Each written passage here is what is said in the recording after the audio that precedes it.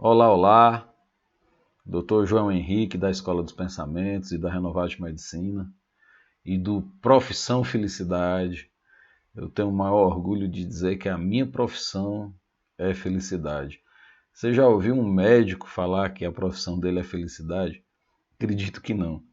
Mas vamos lá, que isso é assunto para um outro dia. Essa é a terceira aula sobre controle dos pensamentos, onde a chamada para essa aula foi essa imagem que você está vendo aí na tela, onde eu coloco uma mulher, né, com a aparência de raiva, de protesto, e aí eu coloquei o seguinte tema: você dividiria o seu marido com a sua vizinha? E isso tem gerado bastante polêmica, né? Algumas pessoas dizem, esse médico diz que o negócio dele é felicidade e ele vem com um tema desses, né, de sexualidade, de traição, de relacionamentos, de posse, né, o seu marido com a sua vizinha, né, dividir algo que é do outro, né, que nas nossas tradições sociais, familiares, né, isso é inconcebível, né? Mas vamos entender onde os relacionamentos, né, como essa questão da traição, o que é traição, o que não é traição, o que isso tudo tem a ver com o controle dos pensamentos e com felicidade, tá certo? Vamos lá, daqui a pouco eu chego nesse assunto e a gente aprofunda e faz as conexões. Eu coloquei essa imagem, não é, para mostrar que era essa a proposta, não é, como você colocar o seu marido na palma, como você ter o seu marido na palma da sua mão, você ter o controle total sobre ele. Algumas pessoas mandaram um WhatsApp para mim dizendo, nossa, como é que você orienta que uma pessoa tenha a outra na palma da mão, não é? Você que é uma pessoa que fala de felicidade. Nós vamos já chegar lá e vamos entender tudo isso, tá? Essa é a terceira aula do controle de pensamentos. Eu vou fazer uma revisão rápida sobre as duas primeiras. Imagine que você vai passando e encontra no meio do caminho uma lâmpada e você toca a lâmpada e sai de lá um gênio. E esse gênio te dá a possibilidade de você ter um desejo. Talvez você escolha dinheiro, você talvez já seja uma pessoa bem-sucedida, mas queira mais dinheiro.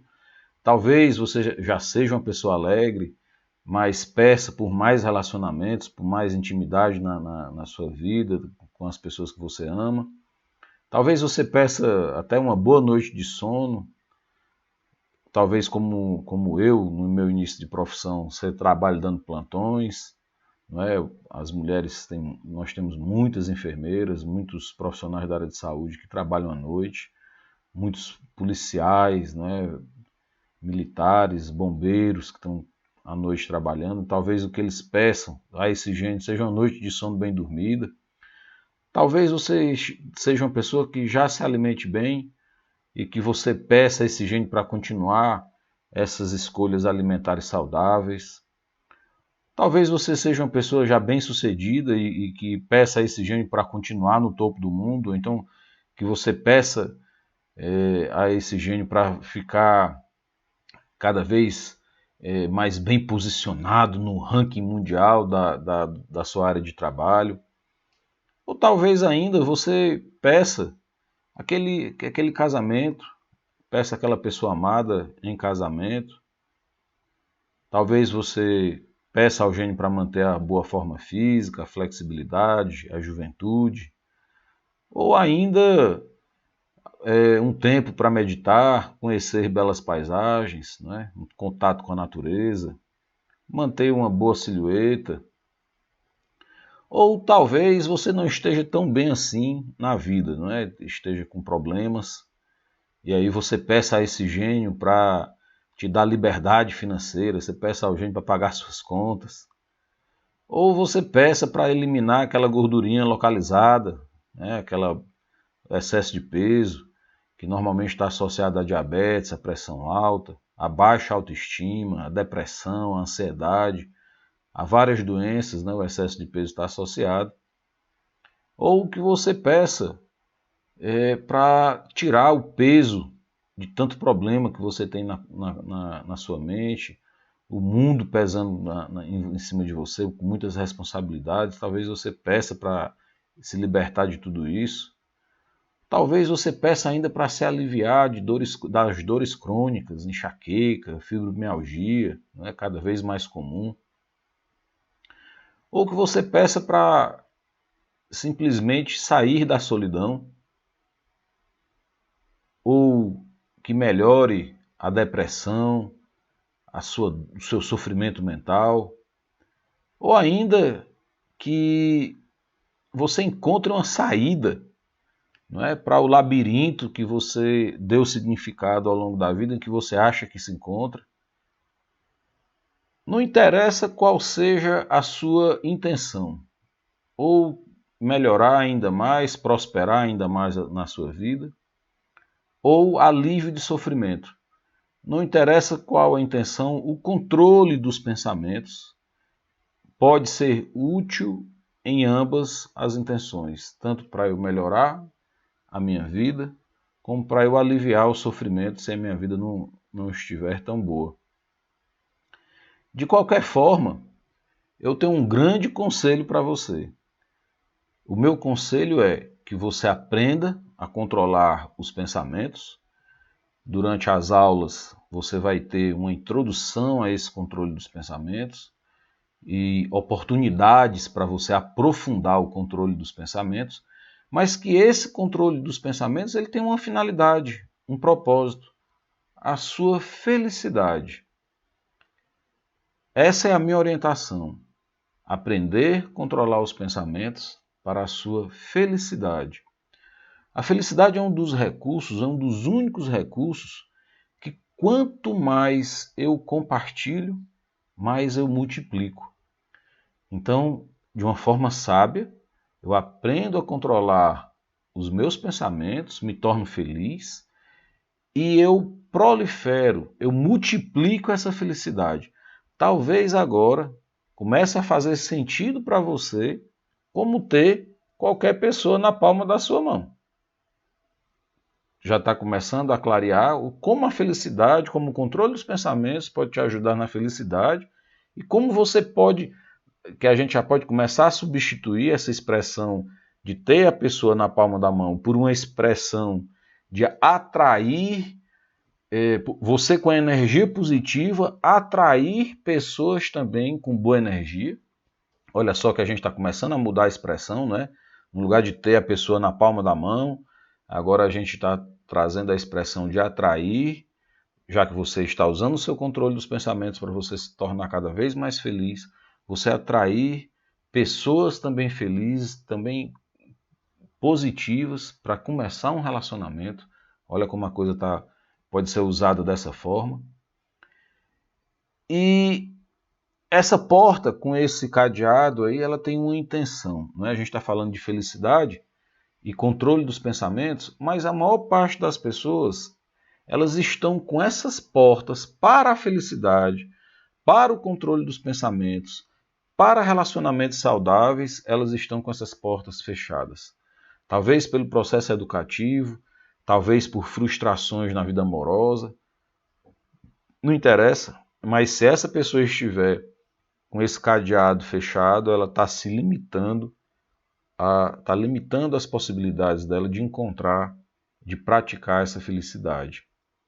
E aí cabe a nós, não é, pessoas que vivemos em sociedade, também olhar por aquelas pessoas que estão ao nosso lado, ao nosso redor, e procurar saber como a gente pode ajudar a essas pessoas que se fecham. O interessante é nós percebermos que a ajuda ela deve ser dada àquele que pede. Aquele que não pede por ajuda, e muitas vezes ele vai ficar com raiva de você se oferecer ajuda, esse limite ele é muito, muito tênue. E muitas vezes apenas as pessoas mais íntimas, realmente os familiares, conseguem alcançar essas pessoas que fecham e colocam cadeados nas suas portas. Porque elas se isolam dentro do seu processo doloroso e muitas vezes se deprimem e entram em estados depressivos muitas vezes profundos e graves. E às vezes tem que sair com internamento, com medicações fortes para poder ela abrir esse cadeado das portas e poder voltar a praticar a felicidade. Então essas portas fechadas, as pessoas que fecham essas portas com cadeados, cabe a nós, não é, que estamos do lado, muitas vezes presenciamos esses estados fechados e cabe a nós ajudar essas pessoas, porque nesse momento em que elas se fecham, muitas vezes elas estão lá fechadas sem recursos, elas não conseguem mais sair. E muitas vezes nesse momento o profissional de saúde mental, os familiares vão ter de passar por cima da autoridade do outro, né, para poder abrir essas portas e possibilitar a essa pessoa uma vida normal, uma vida livre da ansiedade, da depressão, das fobias, né, das doenças que levam a um sofrimento mental e ao isolamento social. Então eu gosto das portas porque elas representam, para mim, eu as utilizo como símbolos de mudança de ambiente. Então, se eu estou aqui no meu quarto, por exemplo, nesse momento eu tenho um propósito para estar aqui, eu estou dando uma aula, eu tenho uma intencionalidade, eu tenho uma motivação, eu tenho um estado, eu tenho a minha identidade nesse momento, não é? A minha relação com o tempo, com os outros, com o mundo, não é? Com a minha estima e com as minhas competências, tudo aqui acontecendo ao mesmo tempo, e eu tenho consciência disso e posso gerenciar todos esses significados. Mas a maior parte das pessoas não tem a consciência do momento presente, não percebem o momento que estão vivendo.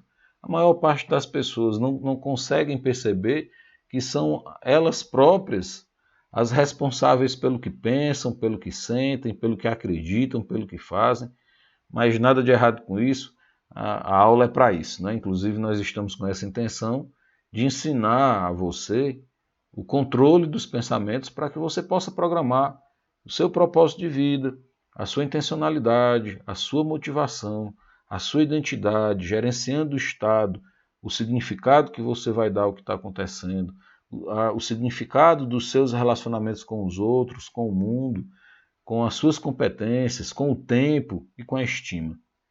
Tudo isso de uma forma planejada e sendo coerente, congruente com o seu propósito, né?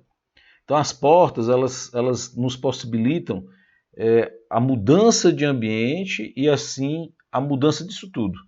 Eu saio daqui, entro em outro ambiente, e na medida que eu entro em outro ambiente, eu mantenho o meu propósito lá, que é ser feliz, mantenho a minha intencionalidade, mantenho a minha motivação, mas eu vou ter de gerenciar os meus significados, eu vou ter de gerenciar a minha identidade do lado de fora daquela porta, naquele outro ambiente, quem eu serei lá, quem eu estarei representando lá. Não é? Nesse momento eu estou aqui como psiquiatra, como professor da Escola dos Pensamentos, eu estou aqui como uma pessoa que estuda a felicidade. Então nesse momento eu tenho uma identidade, mas quando eu estou com os meus filhos eu tenho uma identidade, quando eu estou com a pessoa que eu amo eu tenho outra identidade, quando eu estou na minha empresa eu tenho outra identidade, não é? Mas sempre com a consciência para que eu possa gerenciar cada variável dessa que a gente utiliza no controle dos pensamentos. Então a porta é uma referência para que a gente possa perceber que ao abrir ou ao fechar, eu sou o responsável, tanto por abrir como por fechar, como pelo que eu vou falar, como que eu vou pensar, o que eu vou sentir em cada ambiente desse que é separado por uma porta. Estou usando a porta do saber, os livros, não é? São portas para o conhecimento, e muitas vezes essa mudança de ambiente é proporcionada pelos livros, né? A gente, quando lê um livro, a gente viaja, a gente aprende muitas vezes sem precisar da prática, dependendo do livro. Muitas vezes uma leitura vale anos de experiência de vida. Então, quando a gente abre a porta do conhecimento, eu estou dando uma entrada a novas possibilidades.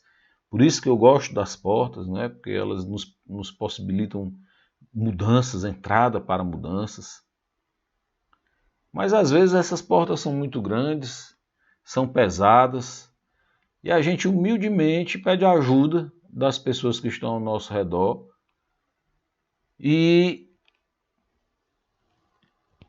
com a ajuda das pessoas a gente pode chegar a praticar a felicidade. Então a minha proposta de hoje, minha proposta é que você aprenda a gerenciar, a controlar seus pensamentos com esse objetivo, de conhecer a felicidade. Porque para mim a felicidade é a cura de todos os males. E ao mesmo tempo ela é a matriz da abundância, ou seja, ela é a mãe da abundância. Essas frases são minhas e eu quero lhe dizer o seguinte: independente do questionamento que você tenha hoje na sua mente, independente do estado em que você vive, estado na sensação do seu bem ou do seu mal-estar, não é? Ou você está se sentindo bem ou está se sentindo mal, independente de tudo isso, só existe uma possibilidade de cura para tudo isso: a felicidade.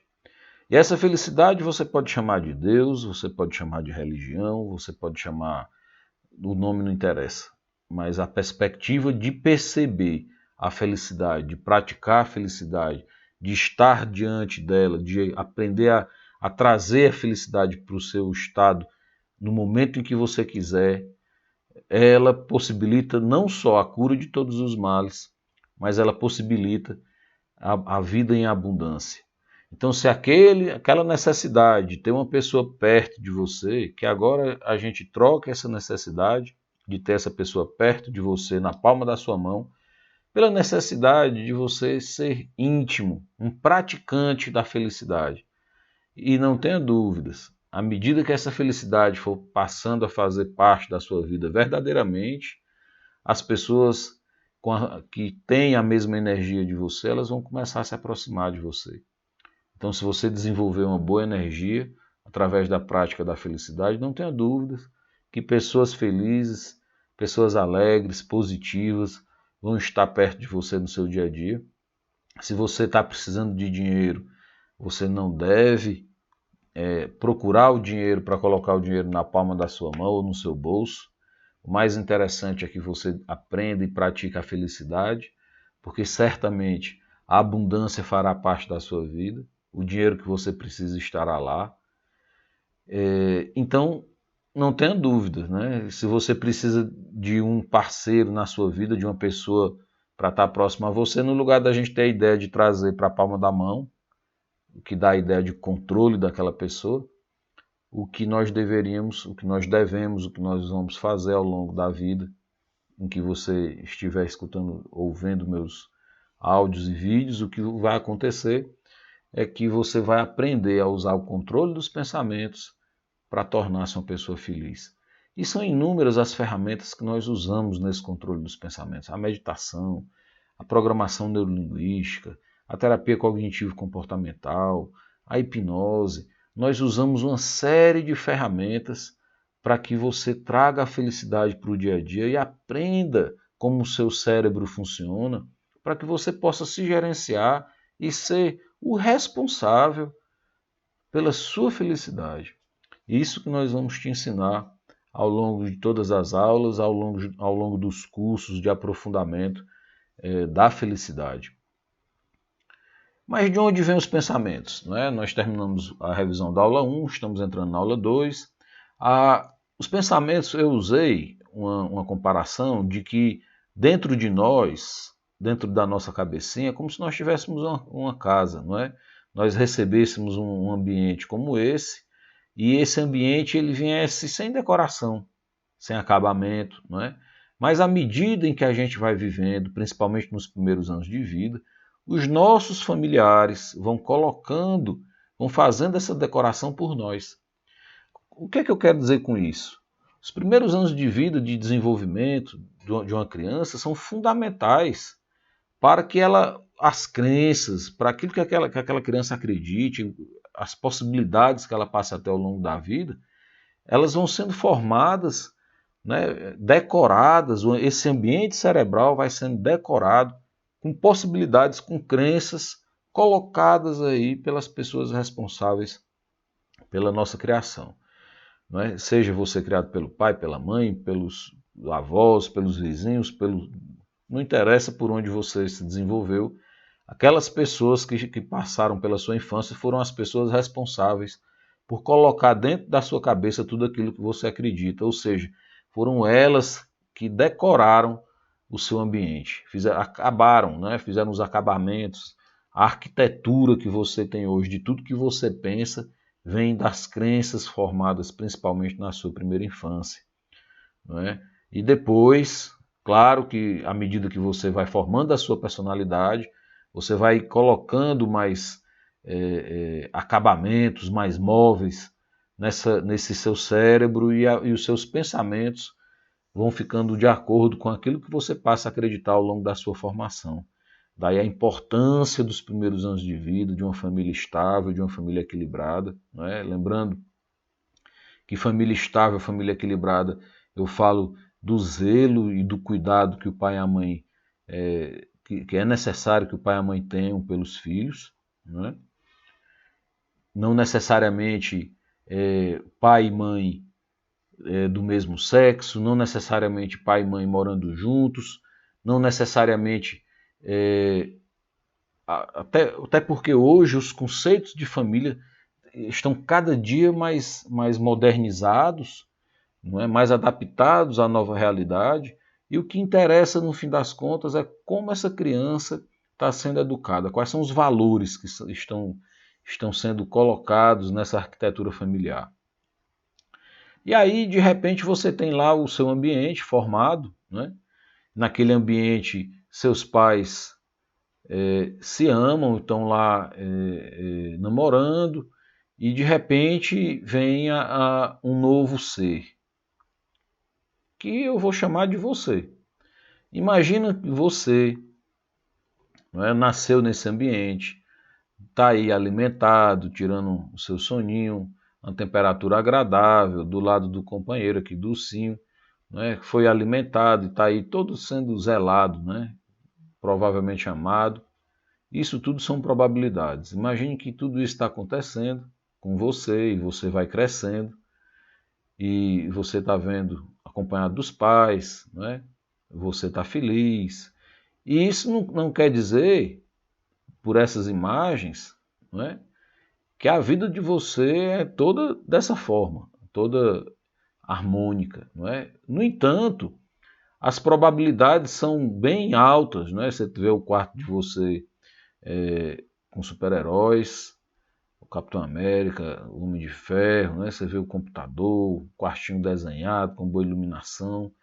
Você vê que essa arquitetura é uma arquitetura planejada e que possibilita a essa criança a percepção de que ela é capaz, de que ela pode, quando crescer, também ter uma família, ter um ambiente seguro para ela, de ela ter uma boa profissão. Ou seja, esse ambiente provavelmente é um ambiente funcional para o desenvolvimento de uma criança.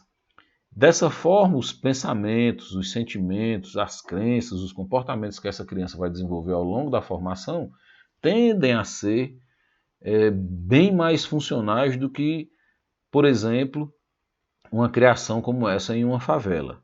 Não é? Não estou dizendo que aquela criança é feliz e não estou dizendo que uma criança que nasce em uma favela não é feliz.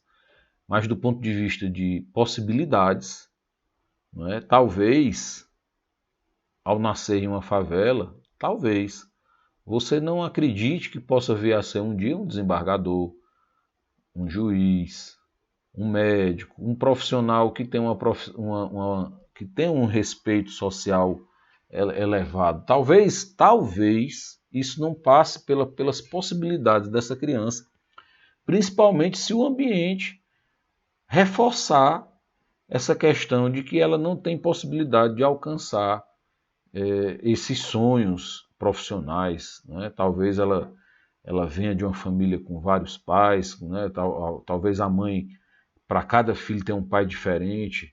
Né? Isso, não estou sendo preconceituoso, isso é o que a gente normalmente vê, Mas são possibilidades, claro que existem chances de uma pessoa nascer em uma favela e ser uma pessoa feliz, do meu ponto de vista de felicidade, como também existem inúmeras possibilidades daquela pessoa, do você, né? De você que nasceu aqui numa casa abundante, também de não conhecer ao longo da vida a felicidade. Às vezes existe uma necessidade, uma cobrança tão grande por performance, que essa criança, que você não consegue ter grandes resultados.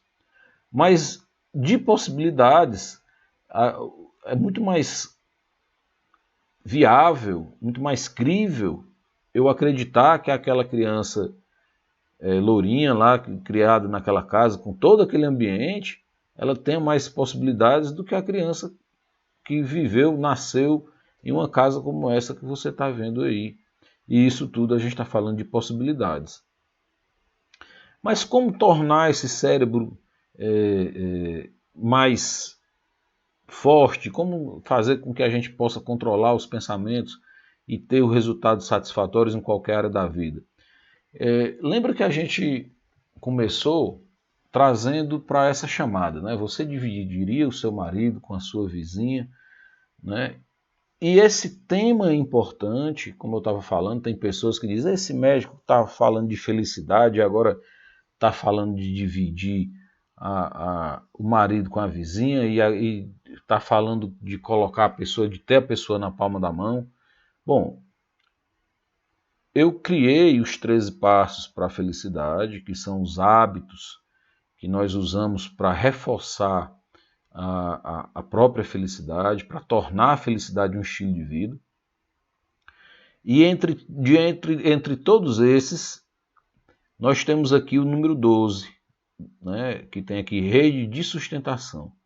E quando a gente tem aqui o rede de sustentação, a gente tem aqui os nossos relacionamentos interpessoais, nós temos dentro desse passo a família, nós temos dentro desse passo os amigos, não é? E a sexualidade, ela entra nesse item, na nossa rede de sustentação.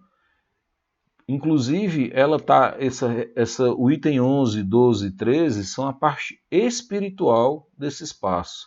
Veja que eu coloco a rede de sustentação como algo espiritual, né, junto da natureza e junto da meditação.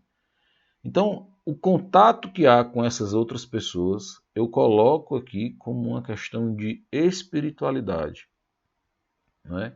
E aí, indo para o lado da espiritualidade, para o lado da felicidade, para o lado do controle dos pensamentos, para ter bons relacionamentos, a gente muda aquela proposta de ter uma pessoa na palma da mão, nós mudamos por uma proposta.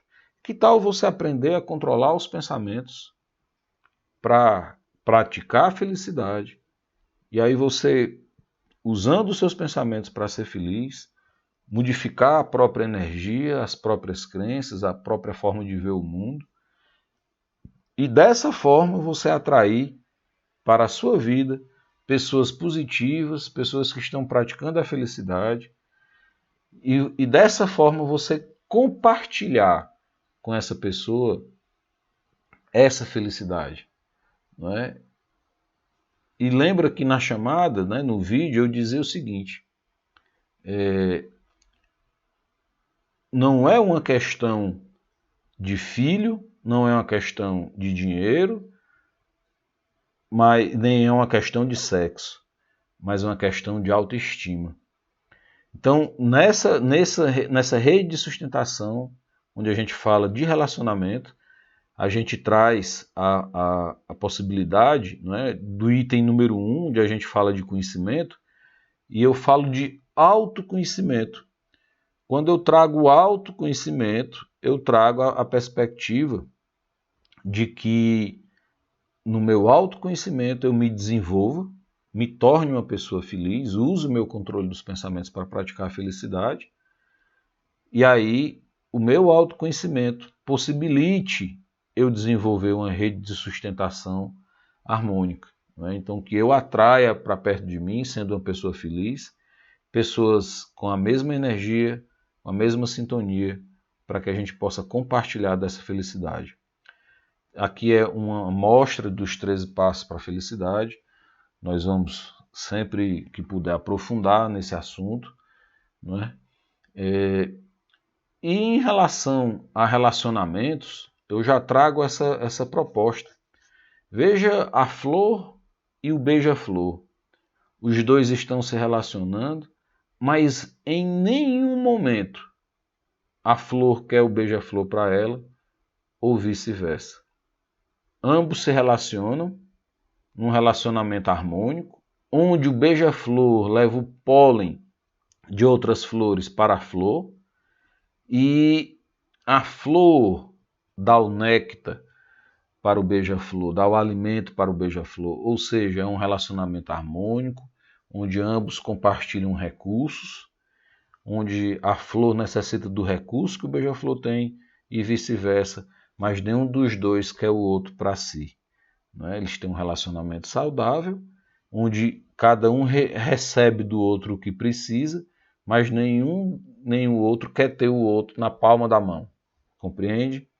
Existe esse tipo de relacionamento e existe esse outro tipo de relacionamento, onde tem uma ratoeira que faz uma promessa, bota lá um pedacinho de queijo e o rato vai lá atrás desse queijo e ele esquece de que a ratoeira quer o pescoço dele.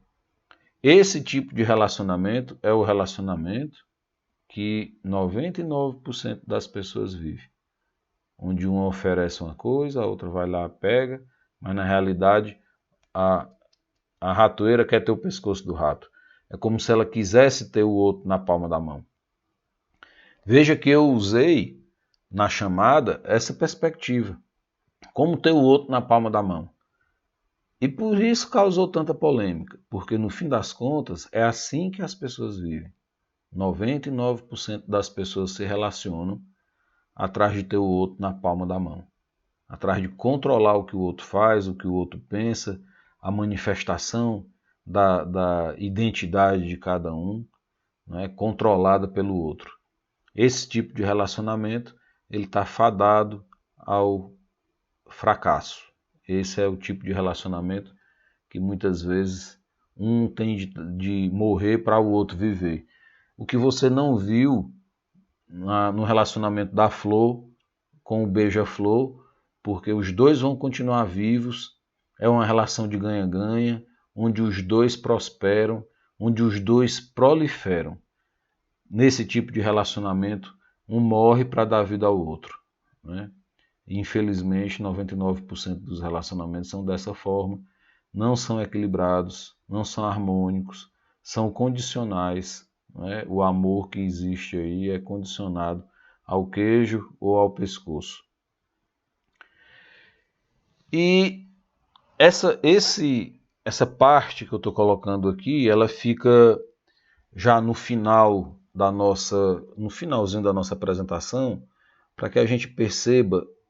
E não é apenas por isso, né, mas ela é a parte mais importante dessa aula, para que a gente perceba a diferença entre estima e competências.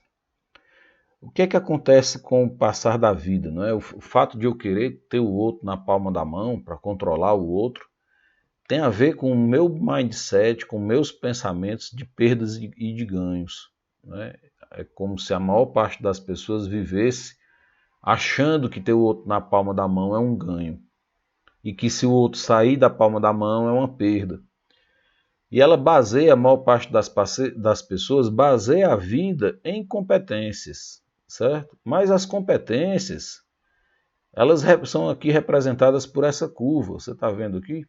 Nós nascemos completamente incompetentes e vamos desenvolvendo competências ao longo da vida.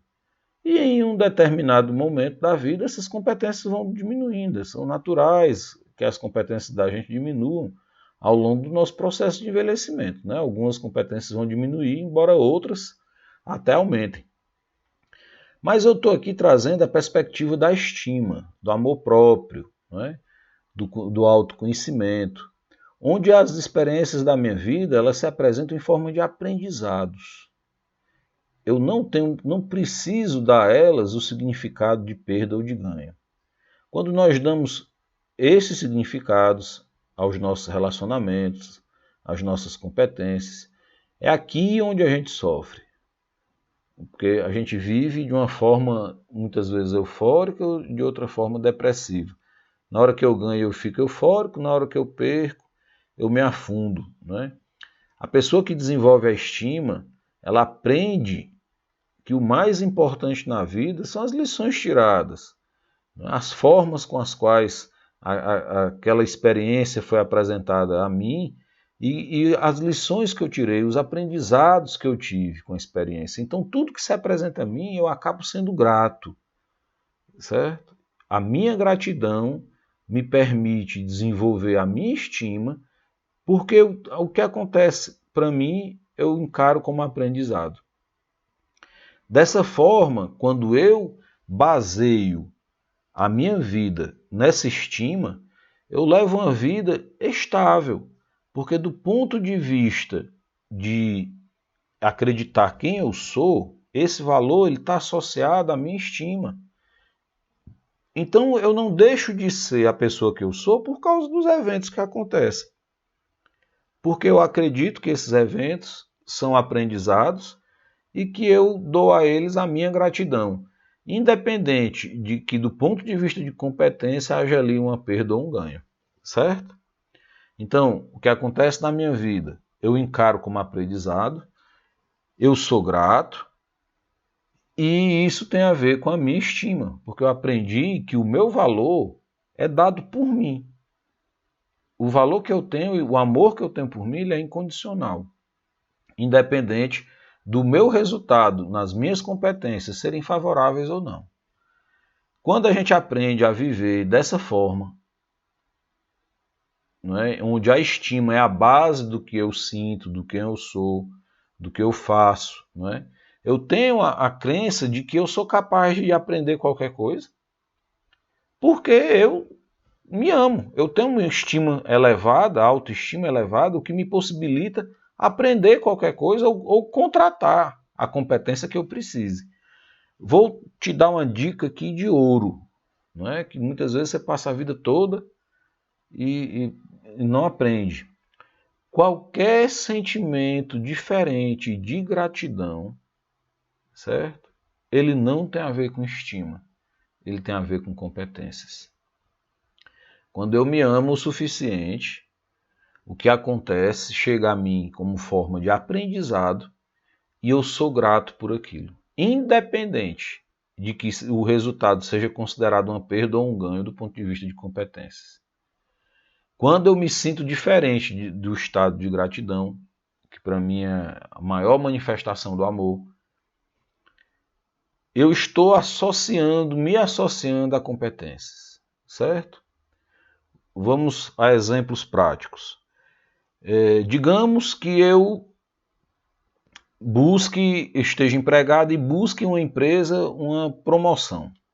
Eu acho que sou competente, tenho um mestrado, tenho um doutorado, chego cedo, entrego os trabalhos na data certa, não é? E acho que mereço aquela promoção.